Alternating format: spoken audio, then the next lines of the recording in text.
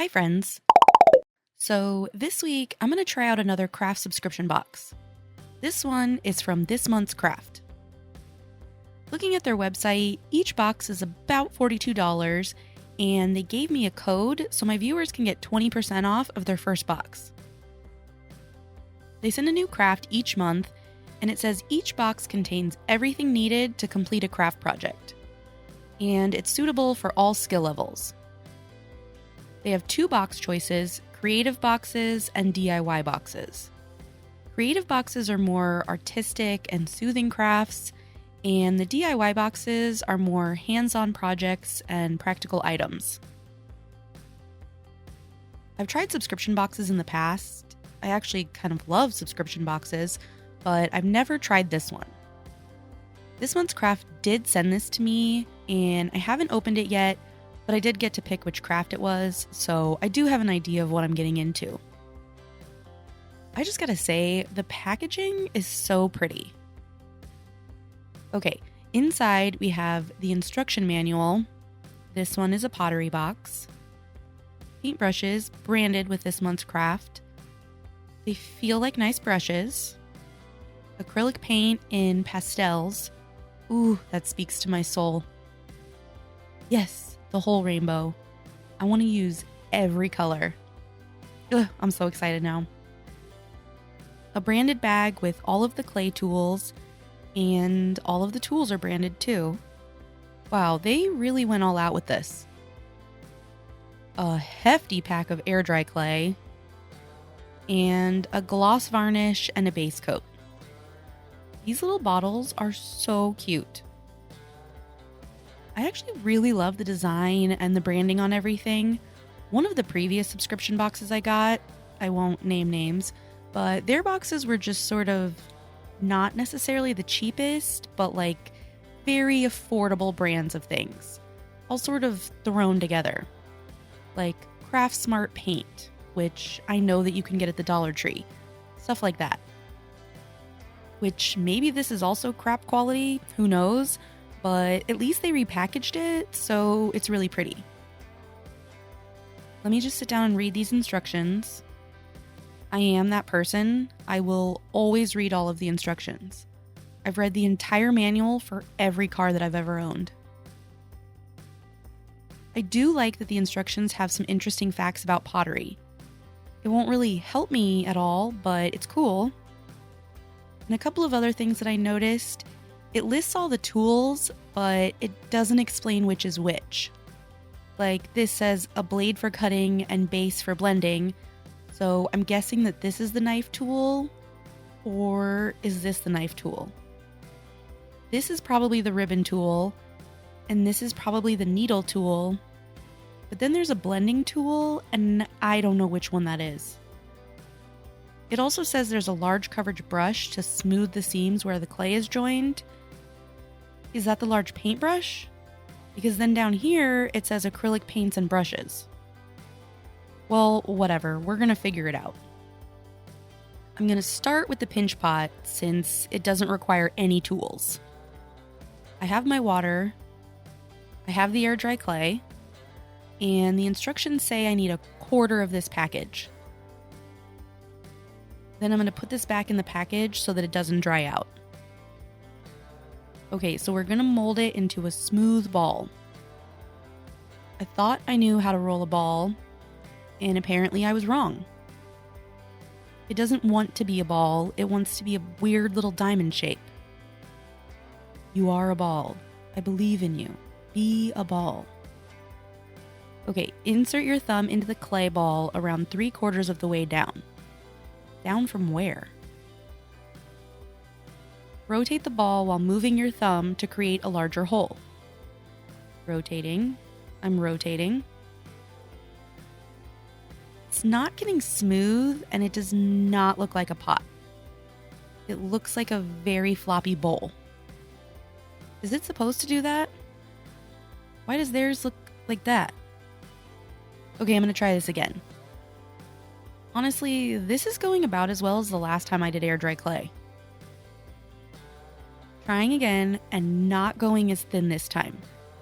I'm trying to keep the top edge smaller and not as spread out. I'm using some water to smooth out the surface. And I wanted to try to make it look like the pot in the picture, which there aren't instructions for, but I should just have to put some little balls on the bottom, and I can do that. Well, maybe. I'm actually struggling with balls today. I'm going to score the surface of the pot and the ball before I attach them, because I know that's a thing. And I did try to use one of the tools to smooth around the edges where they join. That should have been foreshadowing, honestly. And then I even tried to use a small wet paintbrush to really get in there and smooth out that joint. Then I'm just going to set this aside to dry. There is a vase in the instruction booklet, but that requires making 2 pinch pots and putting them together. And since my pinch pot is already questionable, we're just going to skip that. So I'm going to try the Trinket dish. The instructions say it's going to take half of this brick, which that seems like a lot for a Trinket dish. If I was going to make one without instructions, I probably would have gone for like half of this. But what do I know? I need to divide this into 1/3 and 2/3. So I'll go like this. Then we have a small ball, and this is the big ball. The instructions say to roll out the clay evenly with a rolling pin. That's not included, so luckily I have one already. And they also say to use wooden slats to keep the clay an even thickness, and those are also not included, and I don't have wood slats, so I'm going to make some by taping some popsicle sticks together. I'm supposed to roll the small ball into a small circular slab, which was surprisingly a much bigger struggle for me than I anticipated. Finally, I got a sort of circular slab, and the instructions say to use a small bowl to cut a circle, but I happen to have a circular cookie cutter thing, so I'm just going to use that. I smooth that out with a little bit of water. Then I need to make the rim of the dish, and here I went a little rogue. So the instructions say to take the larger ball and roll it into a smooth, long sausage shape, and that's going to be the rim. That looks huge! I am very confused what the end goal is here, because the picture in the instructions looks like this, which looks like a bowl to me. But the example picture next to the instructions looks like this, and that doesn't even have a rim. So I decided to just flatten the sausage to make a kind of wall. I maybe misjudged how tall this wall needed to be, but oh well. I smoothed it out, scored along the edge of the rim, and along the edge of the bottom piece, and then I'm just gonna roll it on. And obviously this is not a Trinket dish. This is a bowl. But so far, it's the least lumpy looking thing that I've ever made, and that's really saying something. I spent a lot of time smoothing the edges, trying to get this wall to connect, smoothing the bottom, and also not have the walls collapse completely. I do not understand air dry clay at all. Like, how can it simultaneously be floppy from being too wet and cracking from being too dry? I don't even remember what I was trying to do here, but it obviously wasn't working. Oh, apparently I was making a patch to cover where the wall wasn't sticking together. Pretty good idea. Finally, I decided that I was done fiddling with it and set that aside to dry too. I still had a lot of clay that was left over from the Trinket dish chunk, which is crazy because what I made was huge. So I decided to just play a little bit, and I might as well try to learn something. Does air dry clay ever get softer, like with conditioning, like polymer clay does? Or is it always like trying to squeeze a potato? Anyone watching this who knows air dry clay is probably screaming right now, but I'm just not familiar enough with it yet. And I'm doing some really weird things to it that obviously don't work. I do think that for me, I could have benefited from instructions with a lot more explanation, because I have no idea what I'm doing, so I can't really fill in the missing pieces. Obviously, a big part of the problem is me, because I'm not following the instructions here and I'm still messing up a lot. but I am going to try to make the Trinket dish that is in their picture, because that's pretty cute, and I can hopefully make a flat dish. Then I decided to roll out a teeny tiny snake, not as a wall, but instead to hold the dish up a little bit. It's not even or perfect, but I don't care. And then I pinched up the edges a little bit because I liked the way that looked in the picture. Then I set that aside to dry. Then, since the circle cutter worked so well, I wanted to try to make something else with a cookie cutter. But first, can anyone tell me why the clay keeps coming apart like this? Is it getting too dry? And then it's sticking to my rolling pin. Someone explain what I'm doing wrong. Anyway, I wanted to try these llama cookie cutters that I got like a million years ago. Not sure what this would be exactly, but let's just see what happens. And then, since there's still this lump left that's obviously not wanting to cooperate, and I don't have any other ideas right now, I'm just going to make another pinch pot without the feet. I set everything aside to dry on a shelf in my desk, because I'm the most professional, but also I was sure that they wouldn't get bumped accidentally, and I can just pull the whole shelf out to move them around. So the instructions said to let everything dry for 1 to 2 days, and this is after 24 hours. The pinch pot has a little cracking around the feet, but I think they mostly feel secure, so I'm going to turn it over to dry. Nice, it's not even. It's a rocking pinch pot. My Trinket bowl looks, well, not good, but the same as when I put it here. And the other dish and pot look fine. And the llama, well, I broke him. Sad. Maybe I can glue him back together. Or not. Rest in peace, llama. Okay, I'll set these aside to dry for another day. Okay, now this is after 48 hours, and they feel dry, except maybe the giant bowl, so I'm going to let that one dry some more and get to work on these other 3. On the pinch pot, the feet look kind of loose around the edges. Ugh, apparently very loose. Another one fell off when I just set it down. I guess I'll just bust all of these off. Okay. Do I just leave it and have a weird rolly pot, or do I glue them back on? The other 2 pieces are fine and apparently not going to fall apart, so while I think about what to do, I'm just going to sand these with the finest sandpaper that I have to try and smooth them out just a tiny bit. I'd have to sand off like half the clay to make them not lumpy, so I'm not aiming for that. I'm just trying to get rid of fingerprints and scuffs. Then, once they were sanded and cleaned off, and I mean I brushed and brushed and brushed until no more dust came off, I'm going to use this super thick glue to glue the feet back on. This glue is really thick to fill in the spaces. And I'm just going to leave this right here for a while before I even attempt to move it. Okay, I left it to dry for another whole day, and now the big bowl is dry, and I sanded it off camera because I did it over the trash can because I didn't want to have to do as much cleanup. So that one is ready to go. I actually think it might have been dry yesterday, but just to be safe. However, this one. Glue apparently does not stick to air dry clay. It literally just peeled right off. I'm not even going to try putting these back on. I'm just going to have another footless pinch pot. And I don't know what I'm going to do with these random balls. So finally, let's get to decorating these. I'm going to use their brushes, and I'm going to start with the base coat from the kit. The base coat is white, and I don't know why I was expecting it to be see-through for some reason, which doesn't really make sense. Maybe because base coat makes me think of nail polish.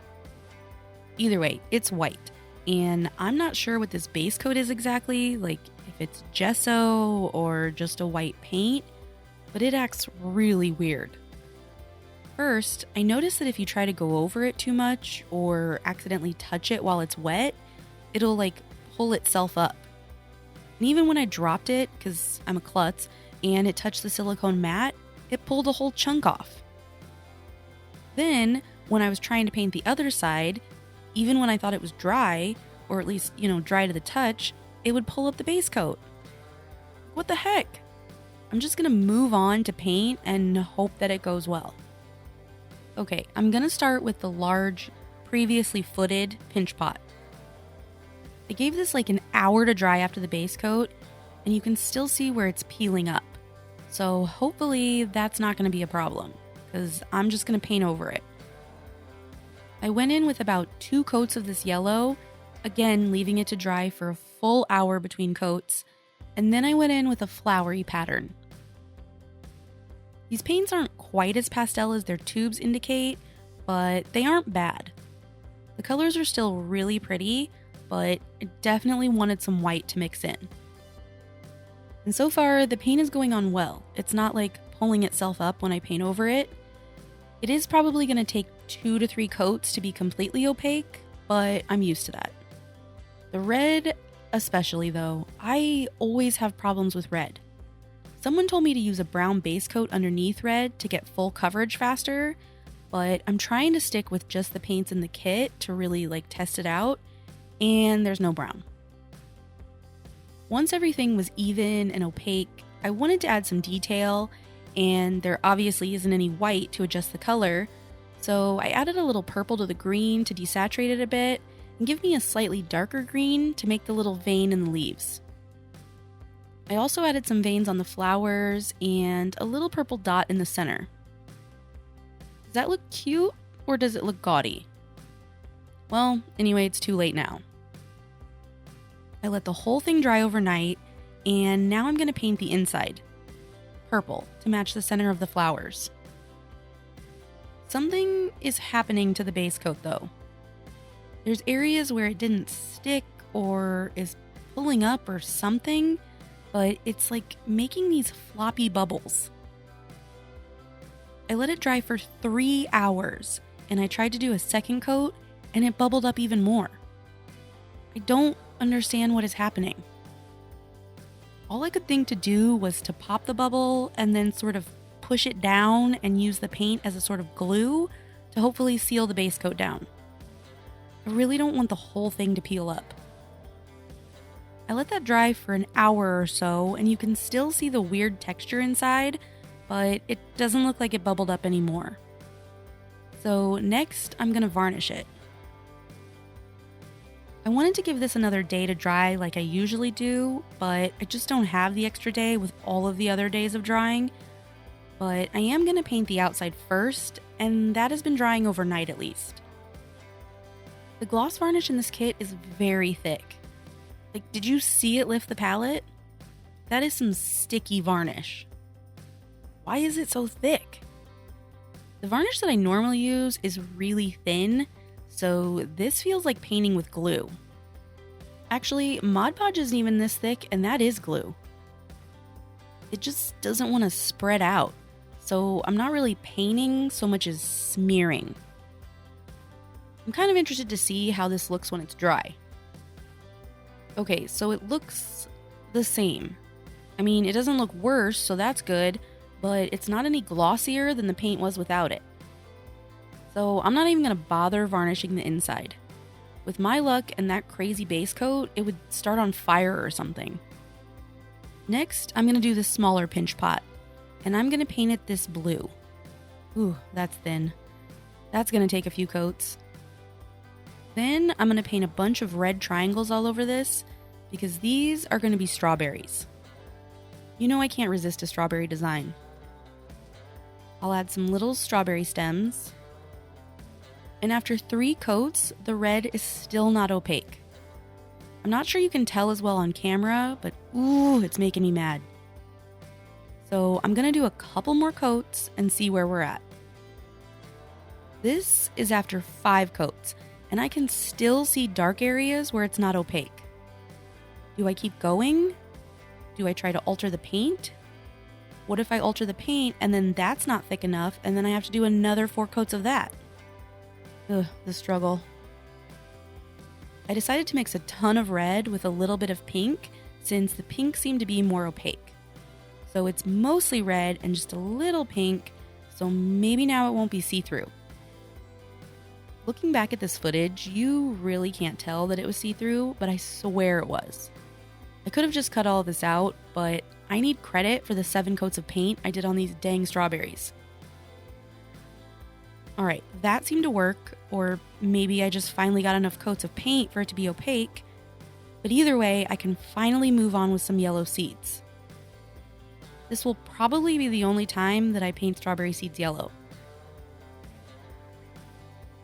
With that done, I can finally paint the inside, and for this, I went with a nice yellow to match the strawberry seeds. Again, the base coat underneath decided to bubble up, and when I went to pop the bubble, the entire inside came off. What the heck is this base coat? It luckily only peeled the inside, but obviously I didn't test the edges at all and undo my millions of layers of paint on the outside. But screw that base coat, I am just going straight in with the paint on the inside. And I really worked to seal down those edges so no more peeling would happen. After a couple of coats of that, I went in with that goopy varnish because at this point it hadn't dried on the other pot yet, so I didn't know that it doesn't add much. Next, it's time for this big bowl. And this is going to be this really pretty purple. After 2 coats of the purple, I started to go in with some really simple dot flowers in different colors. And of course, 3 hours after I painted it, even touching the base coat on the inside with my fingers pulled it off. So to be able to paint this at any angle I could film in and not touch the inside, I put a plastic cup inside it and held that. Question: does anyone who paints frequently ever do it cleanly? Like, I don't see people showing it in videos, but I make the biggest mess anytime I paint. If I'm not dropping things and getting paint on my clothes, I'm laying my arm on the palette or flinging drops off the paintbrush. Seriously, the amount of times I have to clean up the work surface in between filming bits so the background doesn't keep changing from clean to dirty. And I absolutely cannot wear anything that I actually like, because then I'm guaranteed to drop whatever I'm painting into my lap. After all of the flowers were done, I added centers to each, and even though this was the simplest of all of the designs so far, I think it might be my favorite. The strawberries would be if they hadn't taken me so many layers of paint, and I'm still holding a grudge. I need to touch up a few spots where my fat fingers made a mess, and then now for the inside, do I paint over it with the base coat again to smooth it out? I think that's what I'm gonna do. Remember, I film out of order sometimes, so at this point, I hadn't yet peeled off the whole inside of the strawberry pinch pot. Had I known, I would have just left this. I decided to go with gray for this one because gray was the only color paint I hadn't used yet. And again, the base coat bubbled up, this time on the bottom, and that's not even where it was peeling. I don't know why I'm having this problem only on the insides of the pots. I mean, yeah, on the outside, the base coat came off when I touched it when it was wet, but once it was dry, I didn't have any problems with bubbles when I was painting. Luckily, I was able to sort of seal down the base coat on the inside so it didn't completely peel up. I threw on that boogery varnish, and this one is done. So the last item to paint is this little Trinket dish, and I'm going to paint this pink. The base coat did peel up a little bit, but it peeled more than it bubbled, so I was able to just paint over it and seal it down. And then with a second coat, you can barely tell there was a problem at all. So for the design, I wanted to go sort of similar to what they had in the picture because I thought that was really pretty. Obviously, my design is a little different. And I don't know why I decided to do more red flowers after all of the fighting I did with red before, but maybe pink is better under red than blue because this only took like 3 to 4 coats instead of 7. I added some pretty green vines around the outside, and then since it was looking kind of bare and a little uneven, I added more vines and then some tiny little flowers here and there. I wanted to add a little bit more detail to the flowers, but I didn't want to add a bunch of different colors because I liked how soft and delicate this was looking, so I mixed some red and pink together to make a darker pink. And when I paint it on, it looks exactly the same as the other pink. It's not, I promise, but maybe it will dry darker. I added the tiniest of purple centers to each of the flowers, and then I painted the back of the dish, or the bottom, I guess, pink again. I really wanted to do a dark rim like the dish in the picture, but I really didn't want to fight with red again, and I didn't want to introduce any more colors. This is my new favorite piece. I love how soft the colors look. So these are the pieces done. I do actually genuinely like them. Well, most of them. I'm not sold on this guy. But the other ones are like me. Lumpy but cute. Now, my thoughts on this kit. The instructions are put together nicely and they make sense. I mean, they aren't translated to where I can't understand them. But for a clay noob like me, I need more details. The clay was very clayey. I don't know enough about clay to know if it was good or bad, but it made things and it dried, and that's what it was supposed to do. Also, they include a lot of clay. I mean, I still have a quarter of that brick left. The paint, very pretty colors, and about the usual quality you get, maybe slightly better. Other than the red, I only needed to do 2 coats of the other colors. The base coat and the varnish, very pretty on the outside, but holy cow, I hate you on the inside. I genuinely want to know what that base coat was because it was so bad.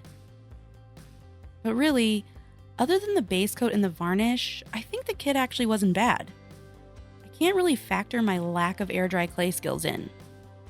So overall, I liked this kit. What do you think? Thanks so much for watching, and I'll see you next time.